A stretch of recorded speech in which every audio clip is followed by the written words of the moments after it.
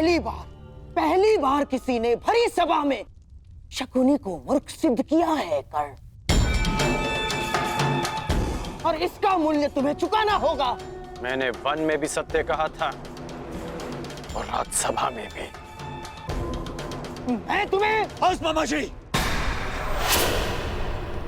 बस। एक दूसरे के ऊपर आरोप लगाने बंद कीजिए। तो हो गया। अपने घायल दम पर आरोप का मलहम लगाना बंद कीजिए आप। और तुम कौन? अपने आप को मेरा सेवक कहते हो ना?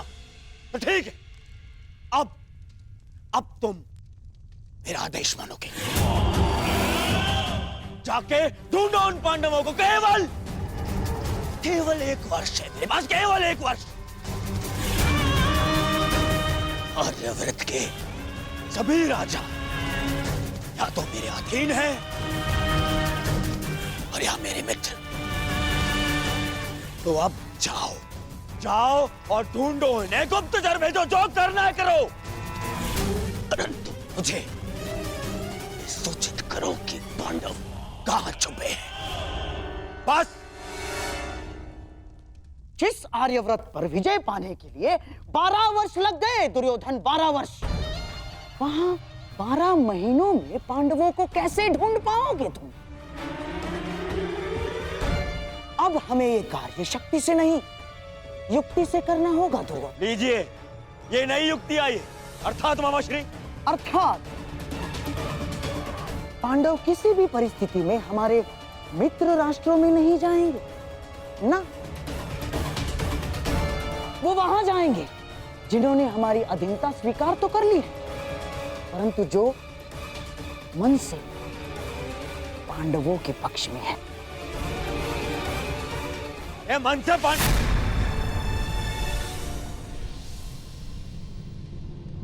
द्वारका। दुर्योधन को लगेगा कि तुम सब द्वारिका में छिपे हो, इसलिए वो अपने गुप्तचर द्वारिका और तुम्हारे मित्र राजाओं के यहाँ भेजेगा।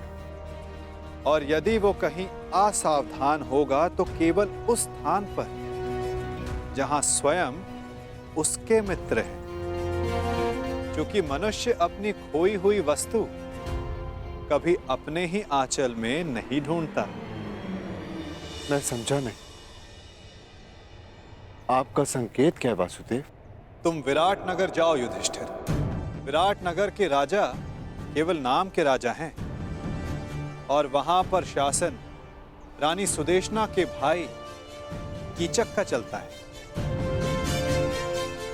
और कीचक दुर्योधन का सबसे परम मित्र है,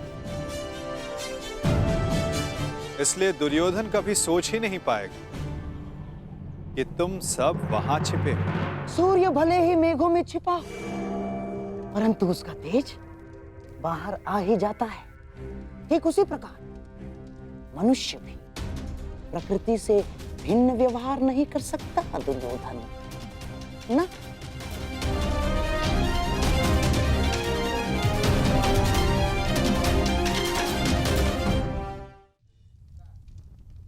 युधिष्ठिर धर्मराज है, इसलिए कहीं उपदेशक या मंत्री बना बैठा होगा।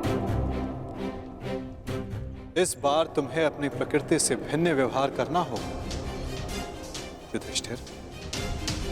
तुम कंक के नाम से राजा विराट से मिलोगे और तुम वो कार्य करोगे जो तुम जीवन में कभी नहीं करना चाहते। तुम राजा विराट के साथ चौसर खेलोगे।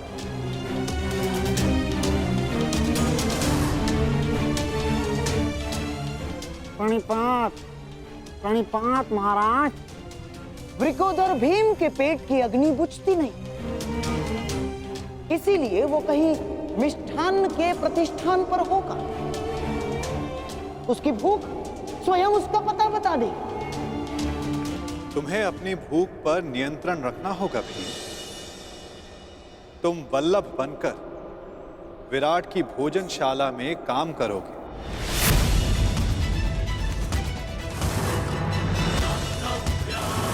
और अपनी भूख पर कड़ा नियंत्रण रखोगे।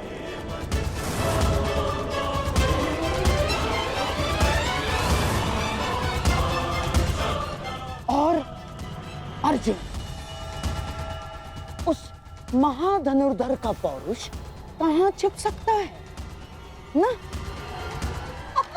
वो कहीं होगा सैनिक के वेश में अपना पौरुषत्व दिखाएगा। और तुम पार्थ, समय आ गया कि उर्वशी से मिले श्राप को वरदान सिद्ध करने का। तुम्हें 1 वर्ष के लिए अपने पौरुष को त्यागना होगा। नपुंसक बृहन्नल्ला बनकर तुम राजा विराट की संगीतशाला में कार्य करो।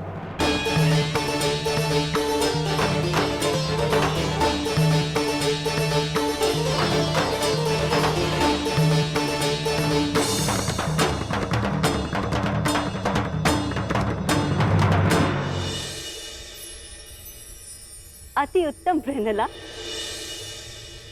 क्या तुम हमारी पुत्री उत्तरा को संगीत और नृत्य की शिक्षा दोगी?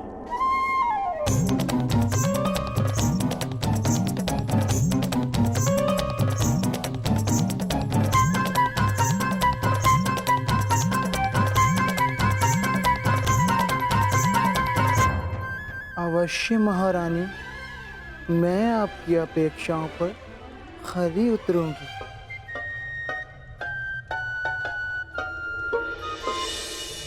नकुल सहदेव बेचारे कोमल सुंदर, उनसे परिश्रम नहीं होगा ना? इसीलिए किसी राज्य में सभासद बनकर बैठे होंगे। नकुल, सहदेव, तुम ग्रंथिक बनकर और तुम तंतिपाल बनकर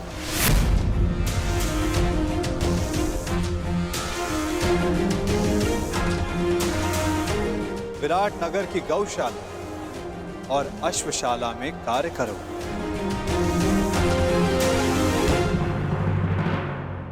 और सबसे अधिक वो पांचाली, उसका तेज,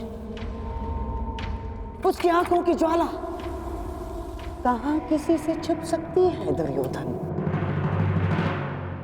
और तुम सखी, तुम्हें अपना दर्प छिपाने के लिए सबके समक्ष घूंघट में रहना होगा।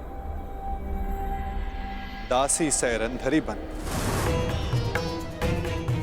जिसके पति गंधर्व, तुम रानी सुदेशना की रूप सज्जा का कार्य संभालो।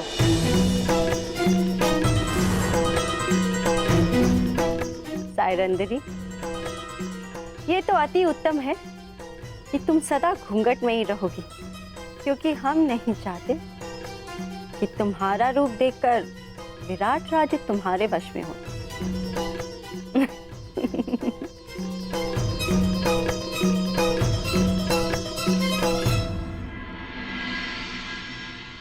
यदि मेरे सिखाए मार्ग पर चलोगे तो पांडवों को ढूंढना कठिन कार्य नहीं होगा।